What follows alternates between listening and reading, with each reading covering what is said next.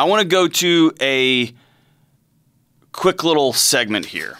This is something that's come up quite a few times with my friends and family. It's come up over and over in the emails. It's come up on the YouTube chats. And then this Netflix documentary came out and everyone went abuzz. And so I want to talk about tech boundaries with your kids. I want to talk about this wackadoo season that we are in. We are amidst one of the greatest social experiments of all time, where almost overnight, and I'm talking about from like 2010 to 2019, we started putting everything up online. We started spending lots and lots of hours playing video games. We started putting everything on Facebook, all of our family photos, all of our friends, all the things we love, all the things that we are interested in. And the tech companies started tracking us and listening to us and watching us, and then watching how we behaved and how we answered things and whether we loved things or didn't love things and liked things. And then all of a sudden, 2020 hit and everyone went home. And what little privacy left, what little human interaction left between a teacher and a student, between a college professor and their grad student, all of that went online. But hard conversations between a boss and an employee, that went online. We're doing everything virtually now. And so we have taken all of our lives and dumped them into the internets, onto Zoom, onto FaceTime, onto all of these platforms, into these laptops. We are doing a massive social experiment. We are putting everybody's words and thoughts and dreams and hopes and snapshots, what are normal developmental processes, we are putting them in black and white to be etched in stone forever. They're always going to be there. And we don't know how this wraps up, right? If you haven't watched The Social Dilemma, watch it. It's intense, and it will hopefully make you rethink some things about the way you engage with social media, the way you engage with the computers. But I want to talk about screen time with kids, screen time in your homes. I think tech it's got some great uses. It's got some really extraordinary things that help us see different pictures of our earth, of our world, of relationships, etc. But can also be dangerous. And and I don't say dangerous in some dramatic Orwellian dun-dun-dun kind of way. What I mean is kids are kids, and we live in a world now where folks are going back and mining things that 14-year-olds said, that 12-year-olds said, that 18-year-olds said, that 25-year-olds said. And we have this science that say their brains aren't developed, and we have this science that says they are not smart. And yet we are holding people accountable. They're putting things in black and white that they can't take back. Bullying is happening in a way. Used to, your neighborhood bully said something to you, and it went in one ear, and you got sad, and you got your heart broken, and you got punched in the stomach, or whatever happened, and then it was gone. And you had a group of friends, and over time it heals, or it doesn't, right? It lodges itself in you, and you work it out. Now you just see it in black and white, and you read it over and over and over. According to some Google Analytics, pornography searches increased by 4,700% when children under the age of 18 are not in school. Instead of asking their buddy what such and such is, or asking their mom or dad, they just Google it. And so kids are being raised some of these hard questions. What's the meaning of life? Is God real? I don't know what this particular sex act is. Instead of finding somebody to ask, they're just going to the computer, and they're getting to see it in real time. They're getting to see a lot of violence. They're getting to see a lot of things that they may never have experienced. And some of that's good, not the violence part, but sometimes seeing that other people do Christmas differently than they do. Other people sing and dance differently than they do. That's great stuff, but some of it can be negative. And so here's the thing. I want parents to stop for a minute. We thought this was going to be a few weeks to quote-unquote flatten the curve, right? And here we are 9 months later. I want you to step back and parents have a hard conversation with themselves, with each other. If you're a single parent, I want you to get with a friend, and I want y'all to talk together about tech boundaries in your house. And I'm not saying this to be an alarmist. I'm saying this is what I do in my own home, and this is a big deal to me for 100 different reasons that we can talk about later. But a couple of things I want to recommend folks do. Number one, I want you to lead by example, moms and dads. single moms and single dads, married couples. I want you to lead by example. Put the screens away. And this is the pot talking to the kettle here, man. During the hurricanes, during the COVID kick up, during some of the election stuff, man, I'm finding myself glued to it. Even my Astros made it back to the championship series, and I found myself checking in on them. Man, we got to lead by example. That means we got to put our screens down and start looking our kids in the eyes. Number two, if they are at school on Zoom all day, or if they go to school and their school has a big Chromebook program where they just sit in front of a computer all day, that goes into their overall screen time count for the day. So if they are in school by Zoom, then when school's out, the screens are off. That is their time for the day. They don't need to then pick up the phone and then pick up Netflix and then pick up video games. That's their time, okay? That means we're going to have to get soccer balls again. That means we're going to have to get tennis balls and old tires and sticks. I don't care what it is. That means we're going to have to go to a neighborhood park with a mask on or whatever it is in your community, wherever you are listening to this. But that means the screen time's up because we're slowly morphing our kids to where they're spending 10 hours a day on a screen. And we're calling it different because one's school and one's counseling and one's violin practice. My son's doing his violin via Zoom right now. And then all of a sudden, it's now I get my TV time. It's like, no, man, you've got your screens. You've got your screens. Number two, I want you to have a family meeting with your kids.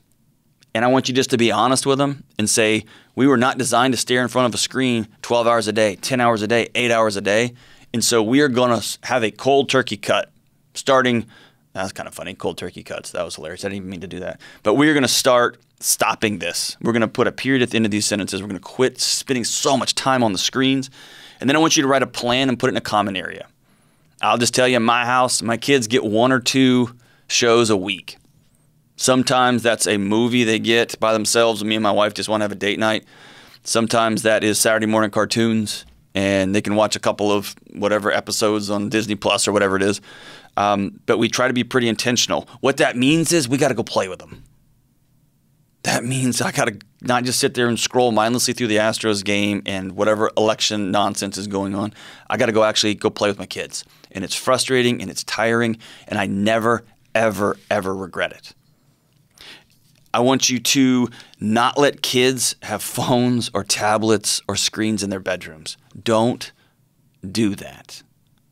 People ask me all the time. I know I'm a little bit of a lunatic when it comes to this stuff.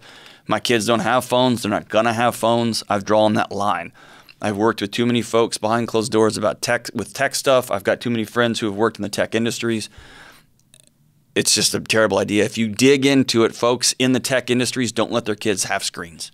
They don't let their kids have phones in their bedrooms because they know.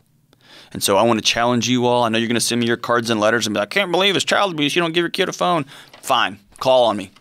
I want you to replace screen time, and I say this over and over and over again, replace screen time with human beings. That could be you. That could be play dates. That could be go to the park time. That could be just go for walk time. I don't care what it is. I promise downstream it will help you too. And the last thing is this. I can't tell you how many times over the years I've heard, my kid's addicted to his phone. My 14-year-old's addicted to his iPad. My 6-year-old is addicted to whatever screen, whatever TV show. Bullcrap. No 14-year-old's addicted to a screen that a parent hasn't handed them. No 7-year-old is addicted to an iPad or an iPhone that a parent hasn't handed them. You are the boss, moms and dads. And for single parents who are working 3 jobs trying to figure it out, this sucks. I wish there was another way to say this nicely. This is awful. It sucks. It's heavy and it's hard. I get that. I so get that. You get home and you just want to lay down. It's exhausting. You get tears in your eyes just thinking about it. It's exhausting. I know. But you're the boss.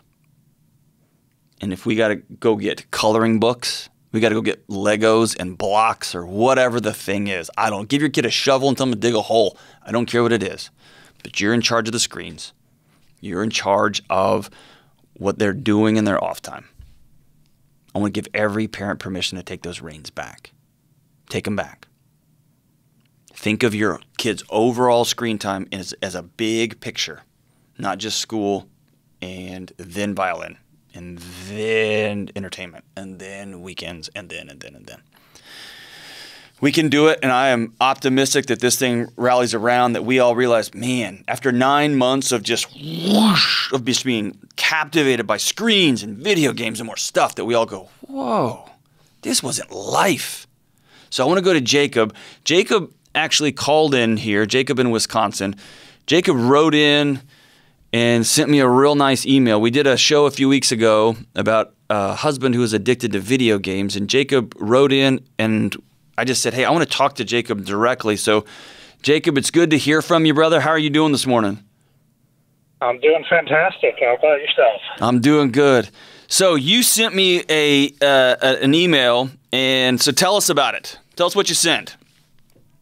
So, I sent an email in after I heard your show talking about the husband who was addicted to video games, and that really resonated with me in my life because I lived it. In my college years, I was addicted to a video game, and I played it way more than was healthy. So, wanted to share my story. Man, so what advice would you give somebody who loves somebody who's addicted to video games, or to a 22-year-old who's listening to this, or a 38-year-old who's got 2 kids and uses video games just to hide? What would you tell them? So the advice to someone who is living with, or dating somebody or married to somebody who's addicted to video games, be willing to stand your ground. Be willing to stand firm and set a boundary around it. Looking back, I ultimately was given an ultimatum that it's either my fiance or the video game, and that was the best ultimatum of my life. And you chose fiance, right? Oh, God, yeah. Okay, good deal, good deal. And sadly, I can look back at that time and say it was actually a difficult choice for me. And it's something that I'm ashamed to admit, but I feel like it's important for people to hear and know that it really can get to be that much of a presence in your life, because it is addicting. It can be addicting. What would you tell the 38-year-old who's stuck right now? There's a better way. And the people that you engage with online, they feel like your friends. And when you're playing the game, they interact with you like friends. But when push comes to shove, they're not going to be at your table when times get tough. They're not going to be there to help you when life gets hard. And if you play the game to the point that I did, where I was playing it more than 40 hours a week, nobody else stays around because you don't have the time to invest in the real relationships. What's one thing you would, one tactile, one thing you would tell somebody, you need to do this right now? What would that be? You've got to get something else in your life. One of the things I did to help break it was I started bicycling, and I got out and I spent over an hour a day just going and doing something different, something that would help me direct my focus elsewhere. And so, like I was just talking about with parents and these tech boundaries, you were trying to get off of video games, and so you chose another behavior, which was riding bikes outside for an hour. Did that end up healing other parts of your life too? Oh, yeah. I mean, it made a huge difference for me physically as well. I mean, I was, playing a game 40-plus hours a week and sitting in a chair. It doesn't exactly lead to positive physical health either. Yeah, so. You weren't super ripped, huh? No, definitely not. Man. Well, Jacob, man, I want to, number one, just thank you for reaching out. I appreciate all the emails and cards and letters, even the positive ones and negative ones. I love them. But more importantly, I want you to pat yourself on the back, man. I want to thank you so much for reaching out and letting me know about your journey, letting me know that you've got a heart for people who are stuck in this video game thing. And if you don't play video games like me, it's easy to go, what are you talking about? This is like a controller. It's up, up, down, down, left, right, like BA select start, right? This isn't like, what are you talking about is addicting? And then I forget that I've got my own challenges. I've got my own addictions. I've got my own drama in my life. And so I want to thank you for having the courage to just come on the show and tell everybody there's a better way. If you are in love with somebody who's addicted to video games, stand your ground, have an ultimatum. And if you are playing video games 30 hours a week, 20 hours a week, 40 hours a week, there is a better life. There are going to be real people around, real tables that provide you real vulnerability and real joy and real life. And you're worth making those changes. So, man, Jacob, I'm really grateful for you, brother.